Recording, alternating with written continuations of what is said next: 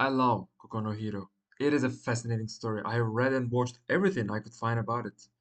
But maybe because of its age, or maybe because it never got the popularity it deserved, I feel like it doesn't get nearly enough attention. Most stuff out there are too short to really dive in. It is especially sad that everybody agrees the mountain is a really deep symbol, but too long to talk about in their review. So no one I saw even tried to scratch it. Hence, I want to talk about it, and while doing that, try to understand Moribuntaro with you guys. Now, the thing every review will tell you is when serialization started, the writing and the art was split between Yoshio Nobara and Shinichi Sakamoto with illustration. These duo type works are common, and if you have seen a mangaka's work schedule, it is very understandable why mangakas want to split the work. According to Wikipedia, this partnership was ended in second volume. Then another partnership took form with Hiroshi Takano, only to dissolve in the fourth volume, leaving Shinichi by themselves to work on the project. And to be honest, everybody, including me, is on board that Shinichi created a much more interesting storyline than what was originally planned. This information is important, yes, but we can only learn about Mori Buntaro from Mori himself. The story starts with Mori changing school, cause, of course, then he gets challenged by his future rival to climbing the school. He aces it by jumping an overhang, which was impressive for a beginner, and Mori falls in love with his feeling. We are then greeted with a nice shonen setup for sports stories. Talkative rival, love interest, an incredible teacher, and a goofy guy. Just great. And we get the initial struggle of sport. Mori doesn't want to connect with other people, but he learns it goes against the nature of sport. People always climb with rope partners so they can save each other. Continuing, Mori sees a mountain, shown to him by Onishi sensei.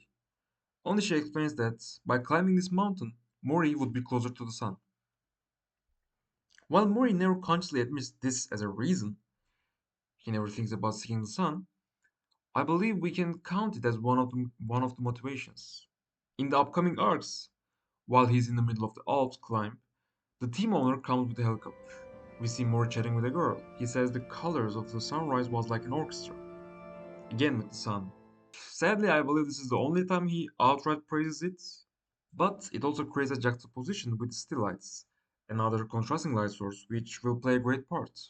Going back to story, we fast forward a tournament in which Mori is crazy good, except when he should put his rope through the carabiner, a safety measure in case he falls. Well, he doesn't do this, but not because he's suicidal, no. He just feels the rope is heavy and doesn't want to deal with it. Bringing us to the most obvious symbol, the rope. It connects people, one person entrusting their lives to the other. It is human relations and works well with other features of the rope. One person can cut it, causing others to lose something, and well, add, it definitely adds weight to a person's life as each connection bears its own responsibility. With this in mind, we still don't know exactly why he doesn't want it. We learn a bit later a friend of his committed suicide in front of Mori in the previous school. He told Mori he was tired of it all and wanted to wash it all away. Definitely understandable with context, but Mori didn't get it and chose not to speak. Only for his friend to jump saying he knew Mori wouldn't talk. I can't put my hand on what this caused for Mori though. He didn't talk before, he wasn't social before the incident. Well, it kind of ties to his survivor's guilt, which will strengthen with more climbs. But this has him giving up, but the mountain calls for him. In the first arc, we meet a person similar to that friend and is also kind of suicidal. Takes big risks for no reason except for imagining himself in the Himalayas. He is also a solo climber and just a little bit more aggressive than Mori. Then a shop owner tells Mori to have a rope partner. He tells a story of his old partner when the owner had to stop climbing due to losing his pickaxe, but his partner wanted to continue, only to terminally fail. Mori's take is the guy did what he wanted, so it was the good ending. Thus, we learn Mori is quite the existentialist. If you want to do something, doing it is the most natural, as he will put it many years later. Him being an existentialist. Okay, it kind of feels the mold. It can also be used to explain why he does what he does. But this won't exactly help with why he wants to climb. And no, I won't take just because or he felt really cool or excited when he climbed the school. No, mountain is a symbol and we are yet to scratch it. I won't talk much about what happens right after the tournament. It was kind of meaningless. Honestly, most side characters feel a bit meaningless on a second read because of how little time they will get. The main importance of this part is that it causes Mori's friends to lose their way, which leads to a lot of criticism from the readers.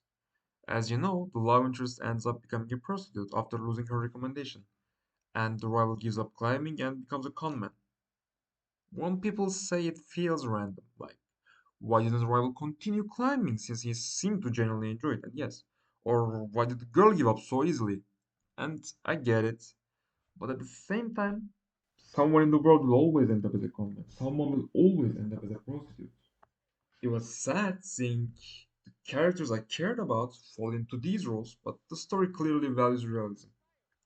What happened to the rival and the love interest is harsh and not a deterministic outcome, but it was always a possibility and still is. It kind of feels like they were thrown into extreme situations just to give the story an illusion of more realism, but even so, it works. You were my brother and Next up, we have Mori climbing his first solo hard mountain, the Yatsugarage mountain. This part was golden. Mori in his casual wear tries to enjoy the mountain but gets hit with a blizzard and is on the brink of hypothermia. Here we get the backstory of newspaper guy and Onishi. This tries to add to Onishi's thesis for the rope, how you should never even if it may kill you. Extreme, but his ideals are this. Even in this arc, he constantly takes risks to get to Mori as fast as possible. These ideals will rub on Mori too, or, well, he always believed in the weight of the rope. In the future, at the K2 attack, he won't cut Takamura's rope, even if it increased Takamura's chances by even a little. But we have no way of knowing if this was his original belief because he never needed to make a decision before Onishi's demise. Right here, the symbol of light comes into play, and the author actually says it twice for readers to notice. When he's under the snow, Mori wonders if he is dead and thinks he always felt that, except when he climbed the school overhang. And hence he gets up, saved from hypothermia, continuing to going forward as he is lost. But when he sees the town lights and a direct path clearly heading there, he looks at the lights and thinks of people living under it, then decides to climb the mountain. The author doesn't exactly say the reasoning, but this is what he does. So city lights remind him of people in a bad way, and the mountain is the choice for him. As I mentioned, the dichotomy lies in the sun, the natural light source, versus artificial city lights. Except, of course, when Mori got his family. At that time, when Mori saw city lights, he thought his family was inside the light and wanted to reach it. The easier interpretation is that people are a light source themselves. Why call the mountains a way to reach the sun?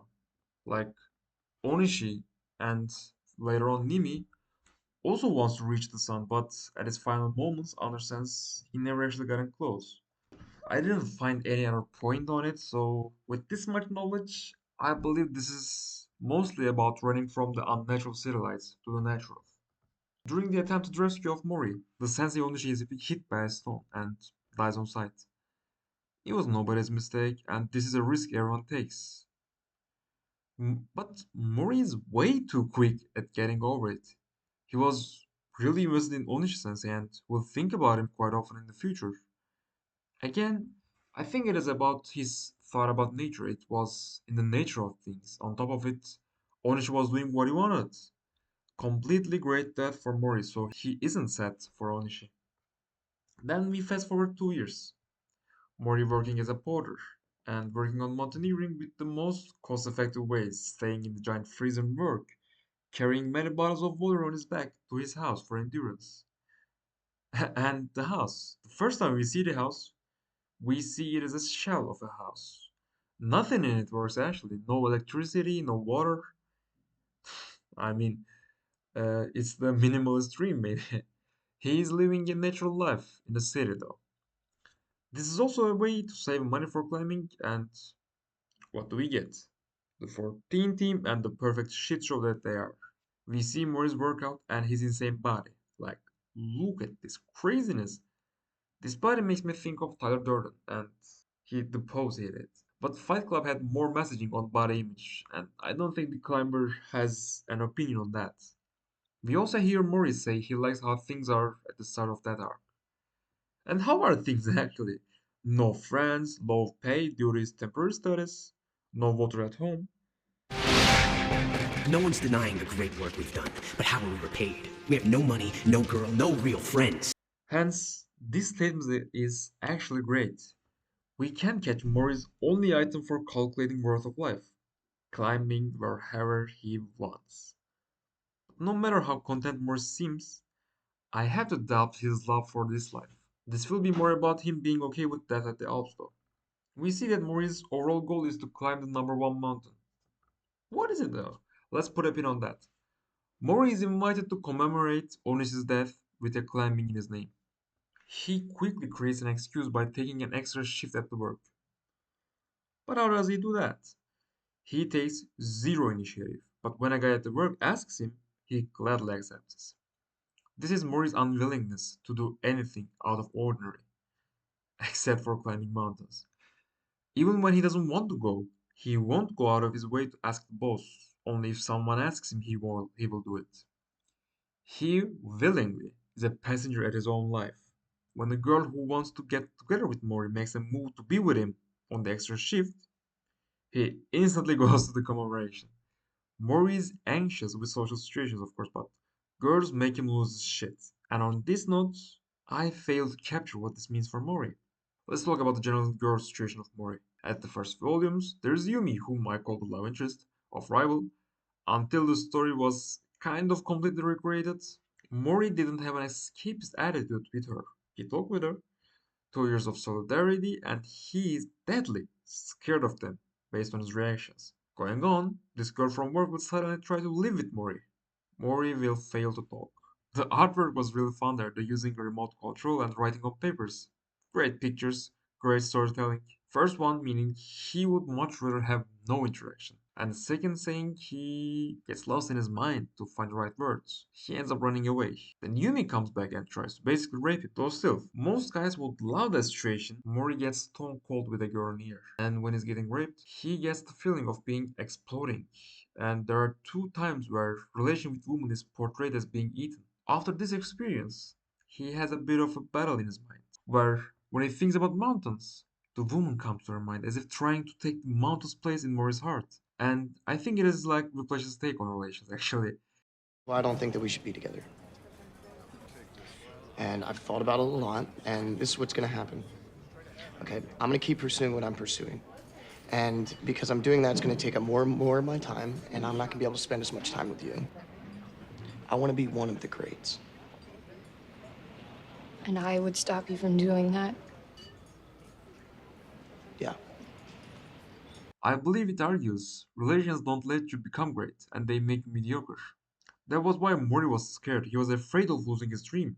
And in a way, this is also supported by his marriage. He stopped the most risky claims altogether when he got married. He stopped the risky claims altogether when he got married.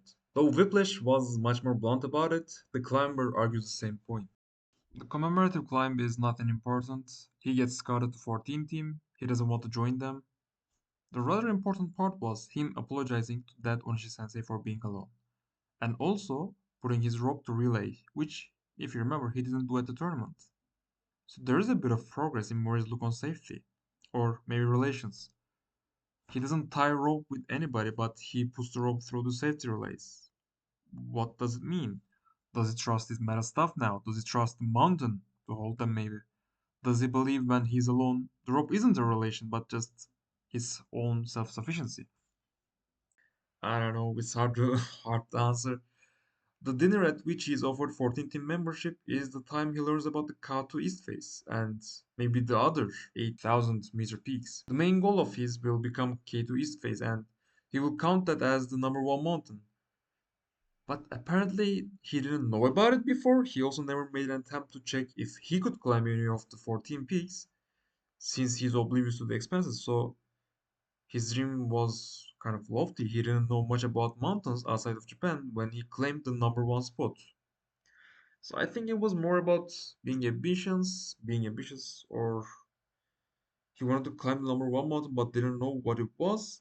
I don't know. We'll try to find that too.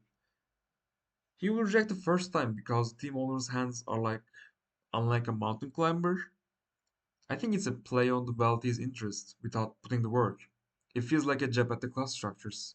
How this wealthy guy with zero work in climbing has the same dream as Mori, not to mention he actually has a better odds of clearing it. Even funnier, in the story, wealthy guy will stay on the mountain for only 10 seconds before going back for funding of 14 team. And and honestly, it reminds me of the new Angela Collier video on how billionaires want you to know they like physics and would have pursued physics. Check the video out. Hopefully, I won't forget to add it to the description. We also have another look at Mori's thought process. After not wanting to join 14 team, he checks how much money he has. If he basically leads a life with the basic of basic needs, he might go in a year after drawing his savings. An incredible dedication and honestly goes against common sense altogether. And like, for common sense, I just imagine someone going to their parents about this idea and how much shouting would take place. He thinks if it is worth sacrificing everything for a mountain he has never been to, and he says he has to. He has already seen the sky in 8,000 meters. This is another fascinating idea on how he does what it feels like. It is only natural to him. In the first climb, with the 14 team, Maurice simply feels bad. These guys, their fake respects, them talking about women, and Maurice drowned in a busy crosswalk of a city. Great art, great image, for loneliness and crowds. After some tensions unimportant to Mori, we get him trying to be more social, as his teammate pointed out. I like how he only cares about this stuff when it was a potential issue to climbing. Then he gets dinner with his boss, but uh-oh, it was a setup from his boss. He wanted Mori to date the girl from work. In their date, Mori sees the girl as a praying mantis eating its prey. Stop even doing that. Yeah. Then we get a classic antithesis to Mori. A family friend instructs Mori to get a stable job and marry, because that is what a man does. These antitheses, guys, come and go, but Mori will never entertain these thoughts. His shyness, paired with totally acting on how he feels, will counteract it. So sadly, we almost never hear Mori argue about his beliefs to others. And as if hearing my thoughts, the next chapter Mori argues with himself on why he climbs. First he argues the famous saying, "Because it is there," by George Mallory, before climbing Everest. He then says the argument of running away from humans failed, because the annoying human connections persist on mountains. Not to mention, none of the problems don't go away by climbing mountains. Doing it for pleasure also fails, as sometimes it is fun and sometimes it isn't. But he still climbs. This whole argument was supporting the existentialist ideals, so nothing new.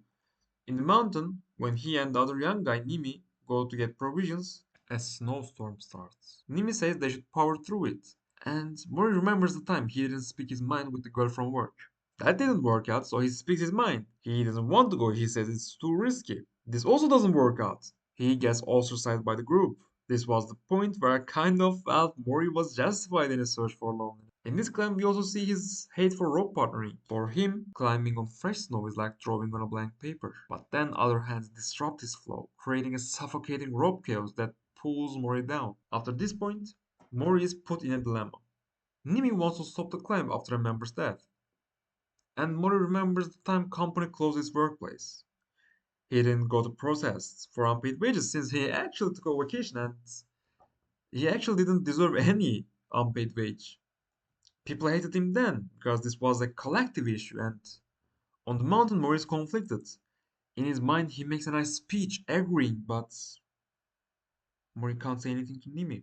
Still, in the morning, he talks to the captain about the subject Nimi had already done a 180 at. Mori says they should stop the climb, but Nimi just says he wants to go at it, he wants to climb the mountain.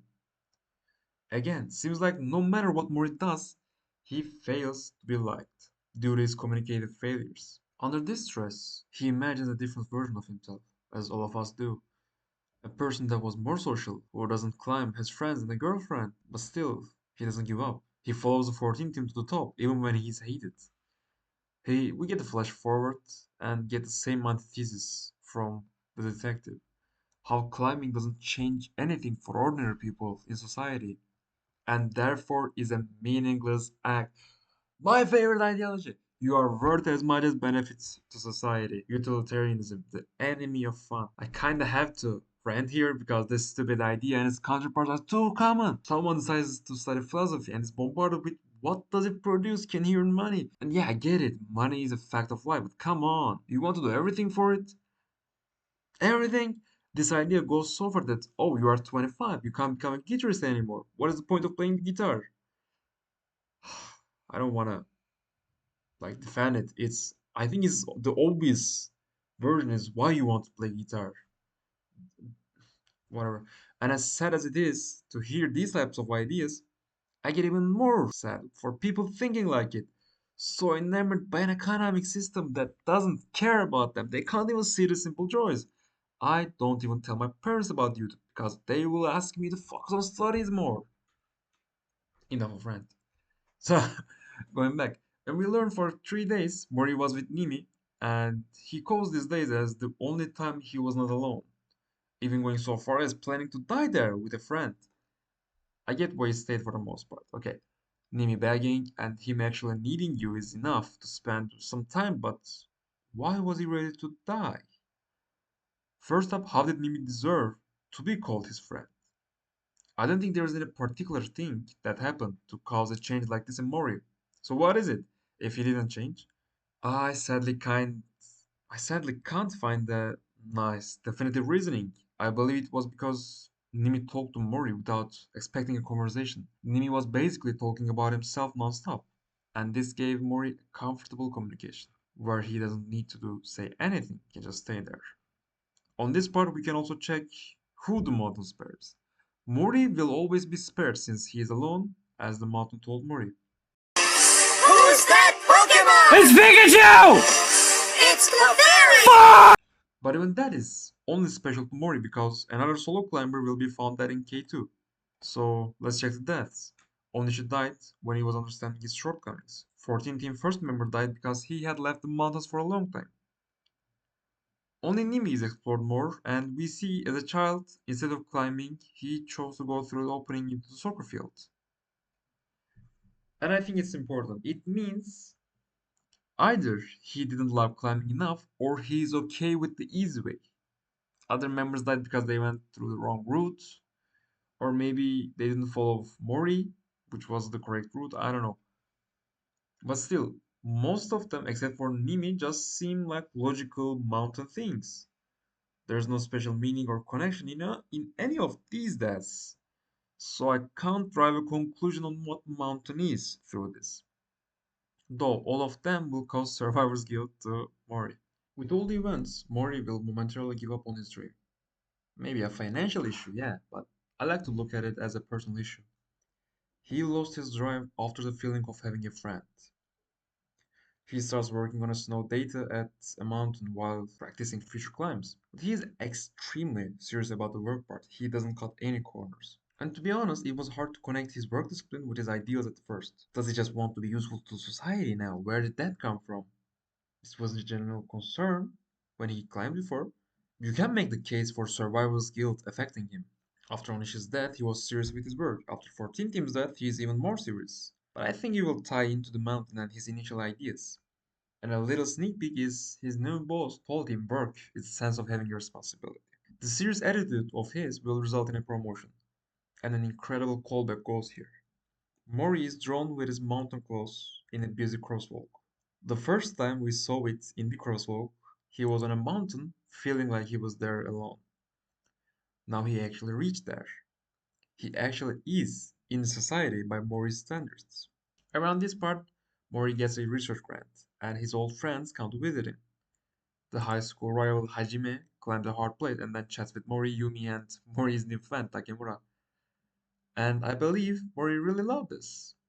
Hajime told stories about France, how this was a climbing paradise.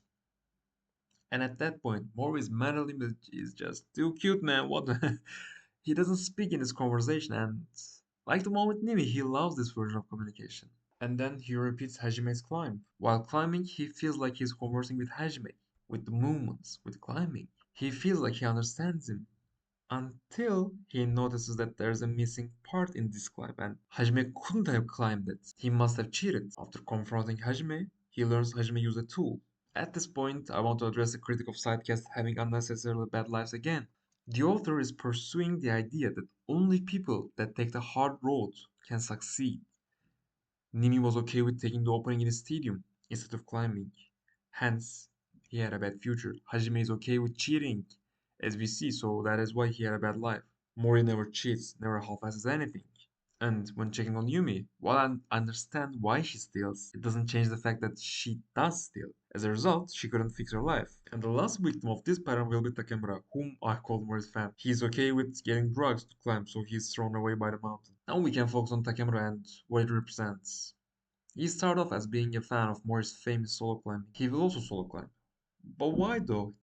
Takamura is fine socially, not awkward around people and girls. He could easily find a partner and he doesn't have the same problem with Mori. Going on, he will walk in broad daylight with a mask that can make the air feel like 7,000 to 9,000 meter altitude. In those scenes, it just feels like he's fetishizing this feeling. With this, I think he's a caricature of Mori, a parody by some source. He solo climbs without understanding why. He tries to constantly get the feeling of mountain even in normal life. While Mori thinks the idea of living creatures being on 8,000 meters is absurd, Takemura doesn't understand this.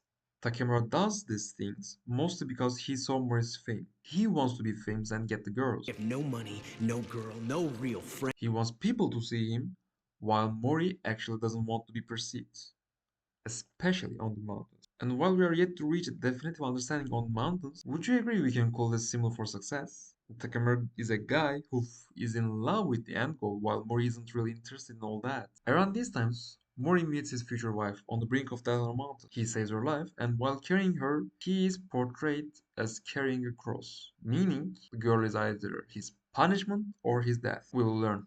Mori changes her clothes and saves her, but this time he doesn't have the same problems. They will even converse, and after some time, he will ask her to be with him always, after they come back from the mountain. Now, in the conversation, we learn she has a similar ideology, but why didn't Mori have the same problems he had before? One thing is, this is the first time he willingly gets a girl inside, albeit the circumstances. But I don't think this is enough. The only difference was him giving up on his dream.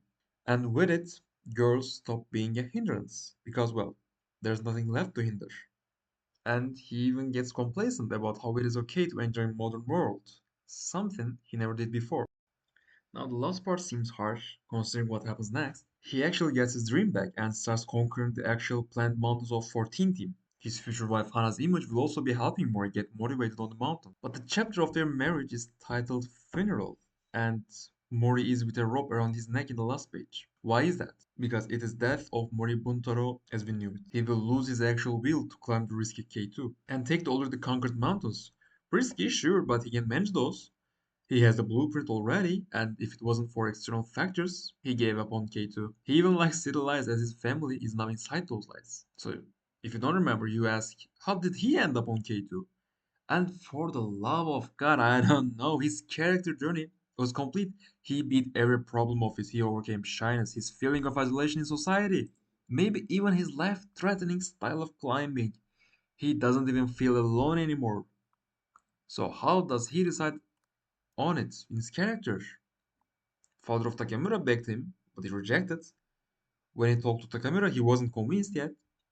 But when he got that ice axe for a night, he changed his mind. I was okay with an ending here, but the last arc is incredible in its own right, so let's go. He doesn't inform his wife, probably because he doesn't accept his old self. He would much rather go in and come back just to throw it out of his system, so he doesn't actually change that much. This part was more interesting as a look into Takemura, but even then, gives way too little. Takemura is concerned with the camera and risks everything, claiming this is the obligation. But knowing Takemura, he would like it this way because he wants the fame. He's lying about his heart rate, and of course he would. We already knew he was a pretty bad child from his father. We get Takemura asking Mori to die with him there when well, he loses his hope. So a comparison with Nimi is in order. So Nimi was okay with taking the easy way in life, but still, he was serious about mountains. Takemura gets stopping. Nimi opened himself up to Mori, with only expecting his company, while Takemura doesn't even open up, failing to become Mori's friend. The only interesting moment was when they were in the avalanche. Even in this deadly situation, Mori didn't want to cut the rope, for it might slightly increase Takemura's odds. So he doesn't want to have a partner because he is too considerate, maybe. But after Takamura's death, Mori isn't phased at all. And okay, it is in his philosophy to always move without hesitation, but god damn, he could go back, but no, he climbs. After this point, while it is an insanely good story, there isn't much in terms to learn about Mori. So let's try to sum up the symbols. Rope. It's human relationships, and Mori went from alright rejecting the idea to accepting it under harsh circumstances when his money got stolen to somewhat accepting it in like K2. Woman. While woman for Mori initially assumed to be a hindrance and deterrence from his goals, his wife actually gave Mori the strength to conquering all of the 14 peaks he sought after. The light, which is a nice one I think. Many characters climb mountain to get closer to sun. Some people even called Mori Icarus when he was climbing. It is also played as a natural versus man-made dichotomy. The natural fun of climbing versus man-made funs of the city life. And on that aspect, Mori starting to drink alcohol when he accepted the city light lifestyle is another example of it. And mountain. God damn. The only reason I written this long video was to explain this question. What is mountain? Like I said in the beginning, most people call mountain such a deep conversation for a short review. No, I have read it. I have read the manga 3 times, the last two being in the last week while writing this. So I would love to hear any differing idea. I actually would rather hear them before sharing my own, but mountain is for some a way to reach the sun, right? Sun is, I believe, an objectively positive thing on top of being an impossible goal. So they try to reach it. So is mountain a way to reach great things? Most of the characters that also died in the story, Onishi, Nimi Takamura being the one with the worst motives, but still, Mori liked the feeling of sun. But no, I don't think it was his end goal. He mostly felt like he was running from the city lights. So mountain was like a shrine to him, while others merely saw something. There are also the talks of Mountain saying it would protect Mori if he was truly alone with Mountain. I initially thought Mountain was a success, especially with its peak, but no, Mori never sought success. Mountain is the work, grueling and hard and maybe not very rewarding for Mori, but he likes putting in the work. Uh, a somewhat concrete example I can give is he was collecting snow in the mountain peak on one of the 14 climbs. A supposedly victorious moment, but it's just another reason to go straight to work, and even when his mind was hazy. So that is my conclusion, ladies and gentlemen. But I would love to hear other thoughts. Thank you for listening.